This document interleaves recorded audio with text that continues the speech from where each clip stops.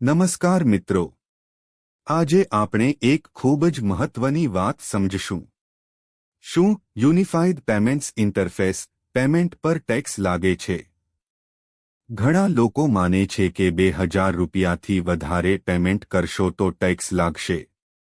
પણ આ વાત સંપૂર્ણ સાચી નથી. સૌથી પહેલા સમજો, પેમેન્ટ પર સીધો કોઈ ટેક્સ નથી લાગતો. એટલે કે જો તમે કોઈને પૈસા મોકલો છો તો તેના પર કોઈ કે ઇન્કમ ટેક્સ લાગતો નથી.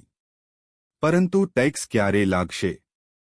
જો તમે બિઝનેસ કરો છો અને થી પેમેન્ટ મેળવો છો તો એ ઇન્કમ ગણાશે અને એ ઇન્કમ પર ઇન્કમ ટેક્સ લાગશે. એક્ઝામ્પલ, જો તમે મેડિકલ સ્ટોર ચલાવો છો અને થી 5 લાખ રૂપિયા પેમેન્ટ મળે છે તો આ તમારું બિઝનેસ ઇન્કમ છે. એટલે આ ઇન્કમ રિટર્નમાં બતાવવું પડે. બાબત, જો તમે માં રજિસ્ટર્ડ છો અને ગુડ્સ સર્વિસ વેચો છો તો હોય કે કહીશ ગુડ્સ એન્ડ સર્વિસેસ ટેક્સ લાગશે.